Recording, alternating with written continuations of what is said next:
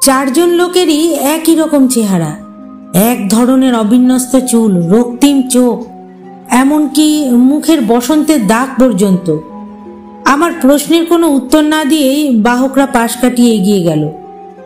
শুধু যদি দুজনের চেহারার মধ্যে এক ধরনের সাদৃশ্য থাকতো তাহলে ভাবতাম তারা হয়তো যমজ ভাই, কিন্তু এরকম চারজনের অভিন্ন চেহারা হলো কি করে? লাঠিটা বজ্রমুষ্টিতে ধরে পাষাণ মূর্তির মতো দাঁড়িয়ে রইলাম। নিঃসন্দেহ হলাম এ হাসি স্বাভাবিক নয়।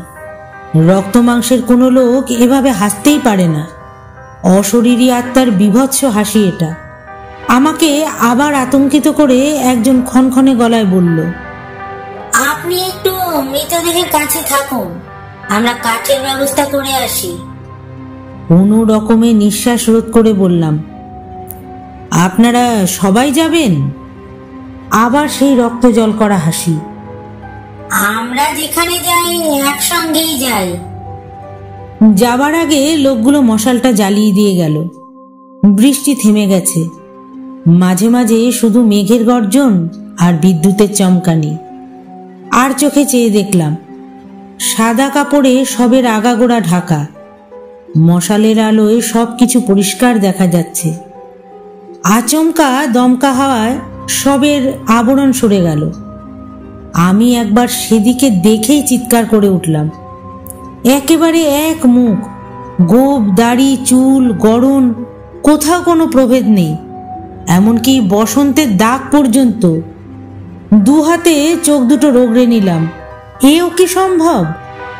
সব আর চারজন বাহকের আকৃতিতে কোনো তফাৎ নেই। নমস্কার শ্রোতা বন্ধুরা, আমার গল্পের আসরে সবাইকে স্বাগত। সকলের কুশল কামনা করে আজকের গল্প শুরু করছি। সত্যি ভূতের গল্পে আজ অষ্টদশ পর্ব। আজ আমি আপনাদের শোনাচ্ছি হরিনারায়ণ চট্টোপাধ্যায়ের কলমে একটি ভৌতিক গল্প, পাঁচমুন্ডির আসর। গল্পটি সকলেই শেষ পর্যন্ত শুনবেন। ভালো লাগলে অবশ্যই লাইক করবেন, শেয়ার করবেন আর আমার চ্যানেলটিকে সাবস্ক্রাইব করে আমার পাশে থাকবেন। আপনাদের ভালোবাসা আর সহযোগিতা আমার একান্ত কাম্য। যে সকল শ্রোতা বন্ধু ইতিমধ্যে আমার চ্যানেল সাবস্ক্রাইব করে আমার পাশে আছেন, আমার সহযোগিতা করছেন, তাদের সকলকে আমার আন্তরিক ধন্যবাদ। শুরু করছি আজকের গল্প।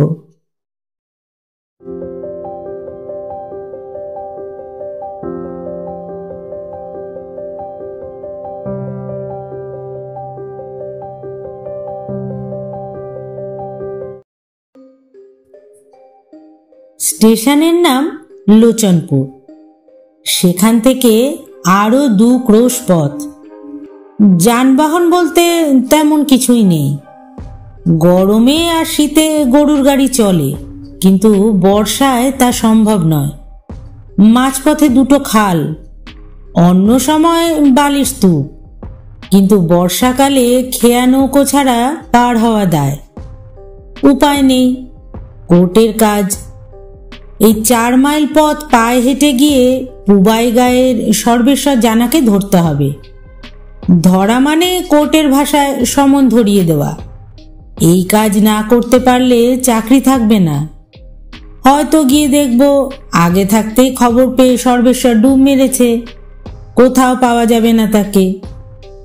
তা যদি হয় তাহলে তার বাড়ির দরজায় নোটিশ সেটে দিয়েই আসতে হবে। মোট কথা আমাকে যেতেই হবে। যাত্রা শুরু করলাম আমি। কাঁচা মাটির পথ কিছুটা গিয়েই শেষ হয়ে গেল। তারপরেই আল, হাতখানেক চওড়া। সার্কাস খেলার সরু তারের ওপর দিয়ে যেভাবে লোকে হাঁটে সেই রকম কায়দায় সাবধানে এগিয়ে চলেছি। একটু এদিক ওদিক হলেই একেবারে কাদা গোলা জলে নাগানি চোপানি খেতে হবে। একমাত্র ভরসার কথা, এখনো যথেষ্ট আলো রয়েছে, চারদিক পরিষ্কার দেখা যাচ্ছে। হাতের লাঠিটা ঠুকতে ঠুকতে চলতে লাগলাম। যা শুনেছিলাম তা ভুল। খাল 2টো নয়, একটা। খেয়া নৌকোরও কোনো ব্যবস্থা নেই। সরু খালের ওপর দিয়ে বাঁশের একটা সেতু রয়েছে। 2 হাতে বাঁশ আঁকড়ে ধরে খালটা পার হলাম। তারপরে আর আল নয়, সরু পায়ে চলা পথ, দুপাশে ঘোড়া নিম আর অ্যাশাওড়ার গাছ। জায়গাটা বেশ অন্ধকার। মাইলখানেক পথ পার হয়েই পুবাইগাঁয়ে এসে হাজির হলাম। ছোট্ট গ্রাম, একটা দোকান আর গোটা 10 চালাঘর এই গ্রামের সীমানা। বরাত ভালোই বলতে হবে। সর্বেশ্বরকে একেবারে বাড়ির দাওয়াতেই পেয়ে গেলাম।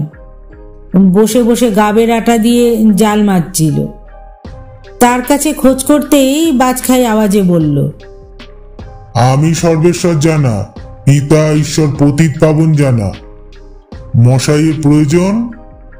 প্রয়োজনটা দেখেই সর্বেশ্বর চমকে উঠল। এমন জানলে হয়তো জাঁক করে পরিচয়ই দিত না। কাজ শেষ করে কোচার খুঁটে গাল কপাল মুছে নিয়ে বললাম, একটু জল খাওয়াতে পারেন? সর্বেশ্বর এক দৃষ্টি কিছুক্ষণ আমার দিকে চেয়ে রইল।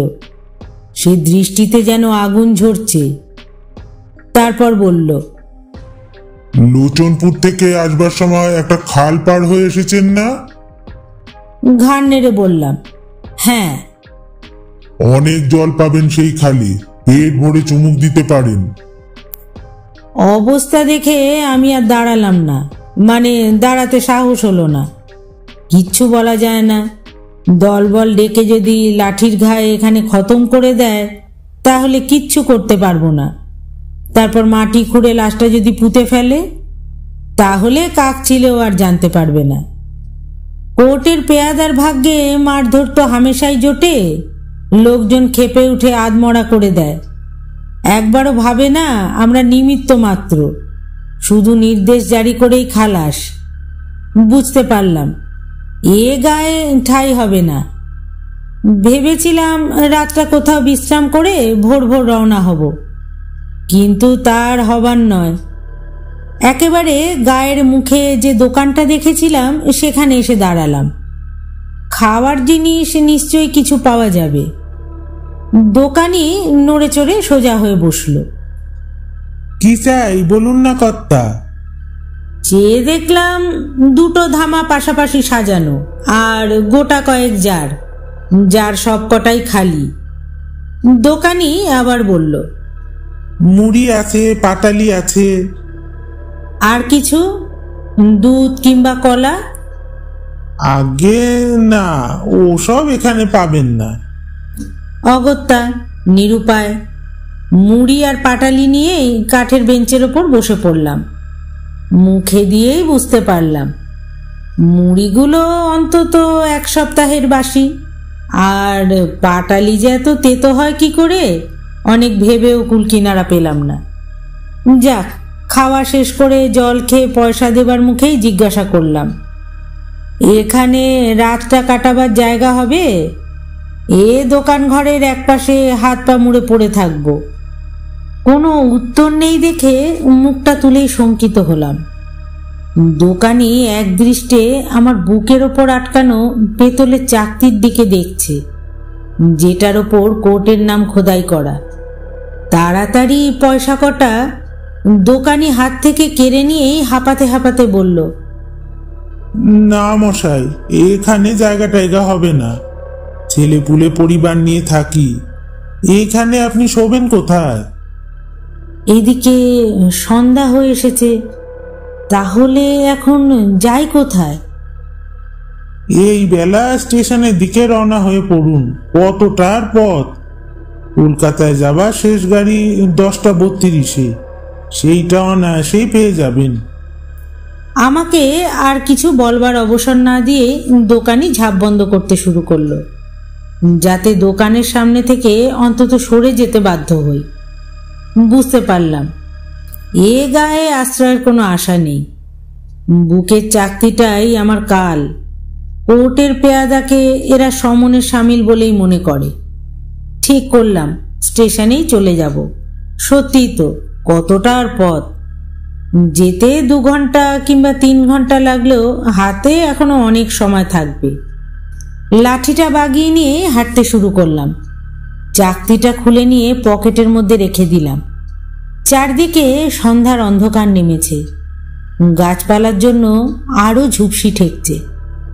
যাবার সময় যে পথ মসৃণ সরল বলে মনে হয়েছিল, আধো অন্ধকারে এসে পথেই বারবার হোঁচট খেতে লাগলাম। একটু পরে অন্ধকার আরো ঘন হলো।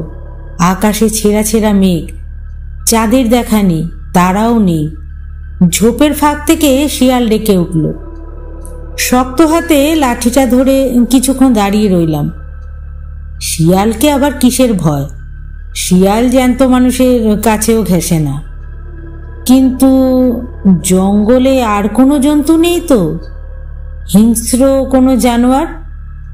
প্রায় ঘন্টাখানেক চলার পর খেয়াল হলো, এতক্ষণে তো খালের পাড়ে পৌঁছানো উচিত ছিল। বাঁশের সেতুর কাজ বরাবর। হাত দুটো আড়াআড়িভাবে চোখের ওপর রেখে চারদিক নিরীক্ষণ করে দেখলাম, এখনো অন্ধকার সূচিভেদ্য হয়ে ওঠেনি। অনেকক্ষণ চেয়ে থাকলে আবছা দেখা যায়। চারিদিকে গাছের জটলা, অল্প অল্প বাতাস শুরু হয়েছে। সেই বাতাসে গাছের পাতাগুলো শিরশির করে কাঁপছে। আর কোনো সন্দেহ নেই, নিশ্চয়ই পথ হারিয়েছি। সম্ভবত জঙ্গলের মধ্যে একাধিক পায়ে চলার পথ আছে। একটা পথের বদলে আরেকটা পথ ধরে হাঁটতে আরম্ভ করেছি। এখন উপায়? লাঠিটা ঠুকে চিৎকার করলাম, কে আছো? আমি পথ হারিয়ে ফেলেছি, আমাকে সাহায্য করো। একবার, দুবার, তিনবার। চিৎকারে কোনো ফল হলো না। শুধু গাছের ডালে বিশ্রামরত কাকের দল কাঁ কাঁ শব্দ করে ঝটফট করতে করতে উড়ে গেল। কিন্তু এভাবে দাঁড়িয়ে থাকলে সমস্যার তো সমাধান হবে না। যে কোনো রকমেই হোক এই জঙ্গল থেকে বেরিয়ে পড়তেই হবে, নইলে রাত বাড়বে। জায়গাটা মোটেই নিরাপদ নয়। সোজা রাস্তা ধরে এগোতে লাগলাম। গাছপালার যেন আর শেষ নেই। যত এগোই জঙ্গল যেন তত দুর্ভেদ্য বলে মনে হয়। পায়ের পাশ দিয়ে সরসর করে সরীসৃপ গতিতে যে সমস্ত প্রাণী চলাফেরা করছে, তাদের কথা ভেবে গলা শুকিয়ে কাঠ হয়ে গেল। বেশ কিছুক্ষণ চলার পর মনে হলো জঙ্গল যেন ফিকে হয়ে এলো। চারিদিকে বিস্তীর্ণ জলাভূমি, অন্ধকারে জোড়া জোড়া জ্বলন্ত চোখ ঘোরাফেরা করছে। বুঝলাম সে চোখের মালিক সব শিয়ালের দল। জঙ্গল পার হয়ে এসে মনে একটু সাহস হলো। ভালো করে চেয়ে চেয়ে দেখলাম, কোথাও যদি একটু আলোর বিন্দু চোখে পড়ে, কোনো গ্রামের নিশানা। হঠাৎ পিছন থেকে বিকট শব্দ এলো, সে শব্দে বুকের রক্ত যেন হিম হয়ে গেল। তবু এই ভেবে আশ্বাস পেলাম, এই নির্জন প্রান্তরে আমি একলা নই, আরো লোক আছে। এদের জিজ্ঞাসা করলেই পথের নির্দেশ পাওয়া যাবে। হরিধ্বনি আরো কাছে আসতেই আমি পথ থেকে সরে দাঁড়ালাম। সেটাই নিয়ম। অনন্ত পথের যাত্রীকে প্রথমে পথ দেওয়া উচিত। লাঠিতে ভর দিয়ে একপাশে দাঁড়িয়ে রইলাম। অন্ধকারে জ্বলন্ত একটা মশাল এগিয়ে আসছে। একটু পরেই সব বাহিরা সামনে এলো। শুধু চারজন খাটিয়া বয়ে নিয়ে চলেছে। সামনের ডান দিকে লোকটার হাতে মশাল, আর কোনো লোক নেই। আমি ডাকলাম, শুনুন। কাতর কণ্ঠে অনুরোধ করলাম, কিন্তু বাহকরা থামল না। শুধু চলার গতি একটু মৃদু করল, আর চারজনেই আমার দিকে দৃষ্টি ফেরালো। সঙ্গে সঙ্গে আমার মেরুদণ্ড বেয়ে একটা হিমেল স্রোত বয়ে গেল। আমি ভীরু এমন অপবাদ কেউ দিতে পারবে না, কিন্তু আমার মনে হলো স্লথ মুষ্টি থেকে লাঠিটা আমার এক্ষুনি খসে পড়ে যাবে। সমস্ত শরীর অজানা একটা আতঙ্কে শিউরে উঠল। চারজন লোকেরই একই রকম চেহারা, এক ধরনের অবিন্যস্ত চুল, রক্তিম চোখ, এমনকি মুখের বসন্তের দাগ পর্যন্ত। আমার প্রশ্নের কোনো উত্তর না দিয়েই বাহকরা পাশ কাটিয়ে এগিয়ে গেল। শুধু যদি দুজনের চেহারার মধ্যে এক ধরনের সাদৃশ্য থাকতো, তাহলে ভাবতাম তারা হয়তো যমজ ভাই। কিন্তু এরকম চারজনের অভিন্ন চেহারা হলো কি করে? মনের মধ্যে অলৌকিক যে প্রসঙ্গ উকি দিচ্ছিল, নিজেকে ধমক দিয়ে তার পথ বন্ধ করার চেষ্টা করলাম। আমারই চোখের ভুল। মনের মধ্যে ভয়টা বাসা বেঁধেই ছিল। মশালের আলোয় ক্ষণেকের দেখায় নিশ্চয়ই বিভ্রান্তির সৃষ্টি হয়েছে আমার। নিজেকে সাহস দেবার জন্য চিৎকার করে গান গাইতে শুরু করলাম, বেসুরো বেতালা।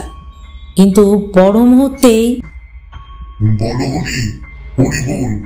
এর বিকট ধ্বনিতে চমকে থেমে গেলাম। মনে হলো শব্দটা যেন আমার পাশ থেকে উঠছে, অথচ শকবাহকের দল ততক্ষণে আমাকে ছেড়ে অনেকটা এগিয়ে গেছে। তাদের চিৎকার এত কাছে শ্রুতিগোচর তো হবার কথা নয়। মনের মধ্যে একটু অস্বস্তি হলো, কিন্তু এভাবে চুপচাপ পথের পাশে দাঁড়িয়ে থাকলে বিপদ তো আরো বাড়বে। তাই জোরে জোরে পা ফেলে এগোতে লাগলাম। লক্ষ্য করিনি আকাশ কখন কালো মেঘে ছেয়ে গেছে। ছুরির ফলার মতো বিদ্যুতের শানিত স্ফুরণ, দমকা হাওয়া উঠল। হাওয়ার এমন বেগ যে এগোনো দুষ্কর হয়ে পড়ল। আবার সেই চিৎকার, আবার যেন একেবারে কানের পাশে। চিন্তা করে আর লাভ নেই। চিন্তা করে এ ব্যাপারে জ্বরটা ছাড়ানো যাবে না। রহস্য যাই হোক, যেভাবেই হোক, আমাকে প্রাণে বাঁচতেই হবে। কোনো রকমে একটা লোকালয়ে গিয়ে পৌঁছতেই হবে। এদিকে বৃষ্টি শুরু হলো, বড় বড় বৃষ্টির ফলা সারা গায়ে হুল ফোটাতে শুরু করলো। আমি ছুটতে আরম্ভ করলাম, লাঠিটা বগলে চেপে ধরে। জানি না, বোধহয় 1/2 মাইলেরও বেশি একটানা দৌড়িয়েছি, হিসেব রাখিনি। হঠাৎ আর একবার বিদ্যুৎ চমকাতেই দেখলাম পথের পাশে একটা চালা ঘর। মনে মনে ভগবানকে ধন্যবাদ জানালাম। বিপত্তারণ তুমি আছো, দুর্বলের ত্রাণকর্তা। ছুটে গিয়ে চালাঘরে আশ্রয় নিলাম। মনে মনে ভাবলাম, অন্তত প্রাকৃতিক দুর্যোগ থেকে শরীরটা তো বাঁচবে। এমনও হতে পারে চালাঘরে কোনো লোকের সাক্ষাৎও মিলতে পারে। রাতটা হয়তো নির্ভয় কেটে যাবে। অন্ধকারটা একটু চোখে সহ্য হতেই বুঝলাম চালা ঘর নয়, শুধু চালা। 3 দিক আচ্ছাদিত, একদিকটা খোলা। বোধহয় রোদের তাপ কিংবা বৃষ্টির প্রকোপ থেকে পথচারীদের বাঁচাবার জন্যই এটি তৈরি হয়েছিল। আস্তে আস্তে এগোতে গিয়েই থেমে গেলাম। প্রচণ্ড শব্দে বজ্রপাত হলো। তার আগে বিদ্যুতের আলোয় চারিদিক উদ্ভাসিত হয়ে গেল। সেই আলোতেই দেখলাম, এবার আরো স্পষ্ট, আরো নিকটে। সবটি সামনে রেখে 4 জন পাশেই দাঁড়িয়ে আছে, শাড়ি দিয়ে হুবহু এক চেহারা, এমনকি অসংস্কৃত দাড়ি গোফের মাত্রা পর্যন্ত। চোখাচোখি হতেই 4 জন একসঙ্গে হো হো করে হেসে উঠল, শিকারকে যেন কুক্ষিগত করার উল্লাসে। লাঠিটা বজ্রমুষ্টিতে ধরে পাষাণ মূর্তির মতো দাঁড়িয়ে রইলাম। নিঃসন্দেহ হলাম এ হাসি স্বাভাবিক নয়। রক্ত মাংসের কোনো লোক এভাবে হাসতেই পারে না। অশরীরী আত্মার বিভৎস হাসি এটা। আমাকে আবার আতঙ্কিত করে একজন ক্ষণক্ষণে গলায় বলল, আপনি একটু মৃতদেহের কাছে থাকুন, আমরা কাঠের ব্যবস্থা করে আসি। কোনো রকমে নিঃশ্বাস রোধ করে বললাম, আপনারা সবাই যাবেন? আবার সেই রক্ত জল করা হাসি। আমরা যেখানে যাই একসঙ্গেই যাই। যাবার আগে লোকগুলো মশালটা জ্বালিয়ে দিয়ে গেল। বৃষ্টি থেমে গেছে, মাঝে মাঝে শুধু মেঘের গর্জন আর বিদ্যুতের চমকানি। আর চোখে চেয়ে দেখলাম সাদা কাপড়ে সবের আগাগোড়া ঢাকা। মশালের আলোয় সবকিছু পরিষ্কার দেখা যাচ্ছে। আচমকা দমকা হাওয়ায় সবের আবরণ সরে গেল। আমি একবার সেদিকে দেখেই চিৎকার করে উঠলাম। একেবারে এক মুখ, গোঁফ, দাড়ি, চুল, গড়ন, কোথাও কোনো প্রভেদ নেই, এমনকি বসন্তের দাগ পর্যন্ত। 2 হাতে চোখ দুটো রগড়ে নিলাম। এও কি সম্ভব? সব আর 4 জন বাহকের আকৃতিতে কোনো তফাৎ নেই। বুকের মধ্যে স্পন্দন দ্রুততর হলো। লাঠি আঁকড়ে ধরার শক্তি যেন ক্রমে লোপ পেয়ে যাচ্ছে। তারপর যা ঘটল তা অবর্ণনীয়। সব চোখ খুলল, রক্তিম দুটো চোখ। প্রথমে দুটো ঠোঁট কেঁপে কেঁপে উঠল, তারপর ক্ষণক্ষণে গলায় স্বর ভেসে উঠল, একটু উঠে বসার মতো করে বললে। ঠিকই ভেবেছ, আমরা 5 জন একই লোক, কোনো তফাৎ নেই। বসন্ত রোগে মারা গিয়েছিলাম বলে প্রতিবেশীরা কেউ ভয় পোড়াতে এলো না। দেহের সদ্গতি হবে না, তাই নিজের দেহ থেকে 4 জন বাহক সৃষ্টি করলাম, তারাই বয়ে নিয়ে এলো শ্মশানে। কেমন বুদ্ধি বার করলাম বলো তো? তারপরে সেই বীভৎস হাসি। তারপর আমার আর কিছু মনে নেই। যখন জ্ঞান হলো দেখলাম পথের পাশে কর্দমাক্ত দেহে পড়ে আছি, পরনের পোশাক ছিন্ন ভিন্ন। জেলেরা আমার মুখে চোখে জল দিচ্ছে, বাতাস করছে। একটু সুস্থ বোধ হতেই উঠে বসলাম। চারিদিকে চেয়ে চেয়ে দেখলাম চালা ঘর আছে, কিন্তু শূন্য। রাতের বিভীষিকা কোথাও আর নেই। আস্তে আস্তে বললাম, লোচনপুর স্টেশন এখান থেকে কত দূর? লোচনপুর এখান থেকে পাক্কা 10 মাইল, একেবারে উল্টো দিকে। এই জায়গার নাম কি? এটাকে বলে 5 মুন্ডির আসর। 5 মুন্ডির আসর? চমকে উঠলাম। হ্যাঁ গো কর্তা, একরকম 5 জন তেনাদের দেখা যায়। পথ ভুলিয়ে লোককে এখানে নিয়ে আসে, তারপর সাবার করে দেয়। তুমি বামুন বলে বোধহয় বেঁচে গেছো। ছেঁড়া পরিচ্ছদের ফাঁক দিয়ে পৈতেটা দেখা যাচ্ছিল। এ কাহিনী আমি অনেককে বলেছি, কেউ বিশ্বাস করেছে, কেউ করেনি। কিন্তু যারা বিশ্বাস করেনি তারা রাতের বেলা পুবাইগা থেকে পশ্চিমমুখ রাস্তা ধরে 5 মুন্ডির আসরের দিকে কেউ আসতে রাজিও হয়নি। আমাকে যদি কেউ 1 থলি আকবরী মোহরও দেয়, তবুও আমি আর ও পথে জীবনেও যাব না।